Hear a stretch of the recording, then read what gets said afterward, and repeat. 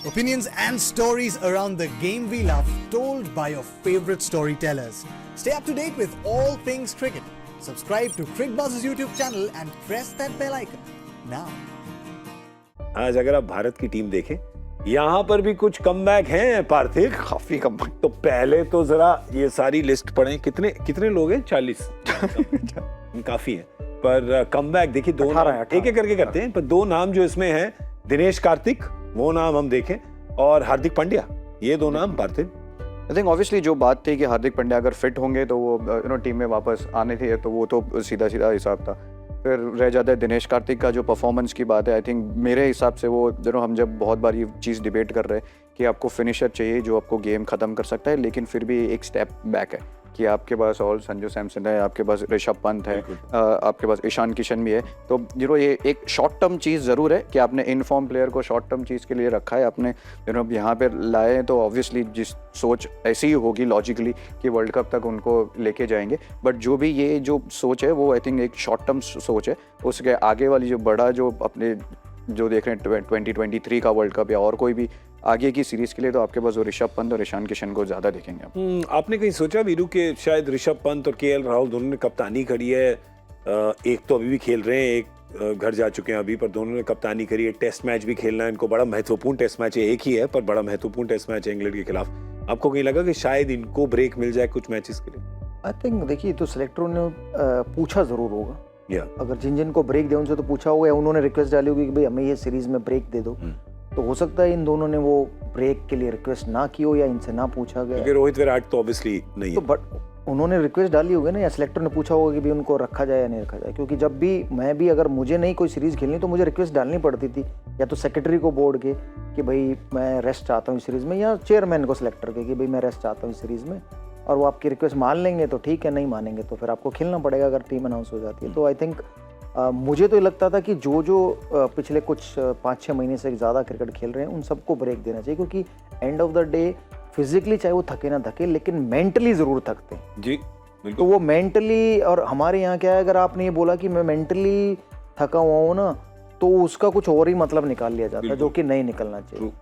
तो वो मैं ये चाहूँगा कि कोई एक ऐसा मतलब, और राहुल द्रविड़ वो बात समझते, तो अगर आप सिलेक्टरों को ना भी बोलें या बोर्ड के सेक्रेटरी तक ना भी पहुंचे, तो आप अपने कोच को रिक्वेस्ट डाल सकते कि राहुल भाई कि हमें शायद थोड़ा सा मेंटली ब्रेक चाहिए ताकि हम अपने आप को बेहतर प्रिपेयर कर सके टेस्ट मैच के लिए या इंग्लैंड टूर के लिए। तो वो हो सकता, अगर वो खुश हैं कि नहीं हमें खेलना चाहिए, क्योंकि अपॉर्चुनिटी कोई नहीं मिस करता इंडिया की कप्तानी करने की। अगर राहुल के पास वो अपॉर्चुनिटी आई तो वो क्यों छोड़े? बिल्कुल।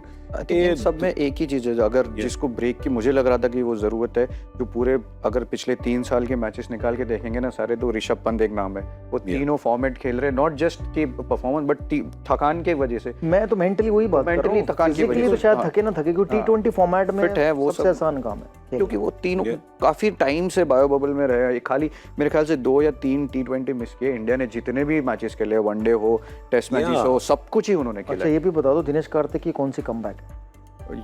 ये गिनती करने वाले थे, हम लोग बैठे थे, हम पर नहीं पता चला ये कौन सी। मुझे लगा तुम विकेट कीपर होगे तो पता होगी। नहीं, अभी मैं खेल नहीं रहा ना, इसलिए मैंने नहीं किया। जब खेल रहे होते तो याद ध्यान जाता है। इनको सिर्फ डोमेस्टिक युवा खिलाड़ी पता है, डोमेस्टिक युवा खिलाड़ी। जब मैं खेलता था तब याद थी कि इनकी तीसरी कमबैक है, मेरी 2 ही हुई तब याद था, अब नहीं है। देखिए बुजुर्ग अंतर्राष्ट्रीय खिलाड़ी अब इनको याद नहीं है, इनको सिर्फ जवान युवा खिलाड़ी घरेलू वो याद है इनको। बिल्कुल।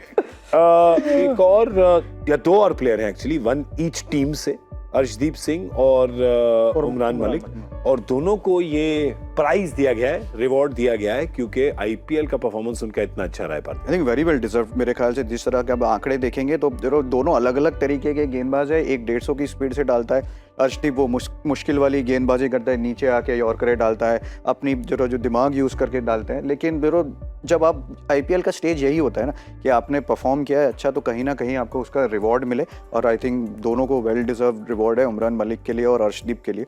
खास करके जब इंडिया ये सोच भी रही है ना कि अभी तक पिछले 1-1.5 साल में कोई लेफ्ट में फास्ट बॉल आया ही नहीं था, तो खलील ने भी अच्छी गेंदबाजी करी, लेकिन अर्शदीप को रिवॉर्ड है उसका, जिस तरह से उन्होंने मुश्किल जगह पे गेंदबाजी करी ना, उसका सबसे बड़ा चीज़ लगी। और उमरान ने आई थिंक इम्प्रूवमेंट दिखाई पूरे, क्योंकि शुरुआत नए बॉल से डाल रहे थे, वहाँ पे लेंथ चेंज करी, उसके बाद जिस तरह से गेंदबाजी कर रहे हैं, आ रहे हैं, गेम चेंज कर रहे हैं, आके एक आध ओवर में 2-2 विकेट लेके जाते हैं, तो आपको वही चाहिए। और मेरे ख्याल से तो बहुत अच्छा कॉल है दोनों को, एक चांस मिला है इंडियन टीम में आने का। दोनों ने इम्प्रेस किया आपको वीरू, पर दोनों ने अलग अलग वजह से इम्प्रेस किया। नहीं बिल्कुल, अर्शदीप ने इम्प्रेस क्या किया कि जो लास्ट के 3 ओवर थे उसमें से वो 2 ओवर डालते थे पंजाब के लिए। विकेटें कम है ज़रूर, लेकिन उनका इकोनॉमी रेट अच्छा है। जो गेंदबाज 1 ओवर नई बॉल से डाले और 3 ओवर स्लॉग में डाले, वो मैंने अपनी लाइफ में सिर्फ 1 या 2 गेंदबाज देखे हैं, उनमें से एक ज़हीर खान और एक आशीष नेहरा होते थे हमारे टाइम। अब के टाइम में मैंने अर्शदीप और बुमराह देखे, या भुवनेश्वर कुमार भी मैं कहूँ, कि ये 3 ऐसे गेंदबाज हैं जो नई गेंद से भी 1-2 ओवर डालते हैं और पुरानी से जो लास्ट के 2 सबसे इंपॉर्टेंट ओवर होते हैं वो डालते हैं। तो बहुत मुश्किल काम होता है उस समय गेंदबाजी करना, और वो अर्शदीप ने किया। Umran Malik no doubt special talent है, जिस स्पीड से वो गेंदबाजी करते हैं, तो उनको संभाल कर इस्तेमाल करना होगा भारत को, भारतीय कप्तान को, क्योंकि ये ऐसे खिलाड़ी अगर इन्हें आप ज़्यादा पावर प्ले में कराएंगे तो आपके हर मैच में शायद ज़्यादा रन भी दें, लेकिन अगर इस्तेमाल बढ़िया तरीके से करेंगे तो ये आपके लिए एक एसेट बन सकता है।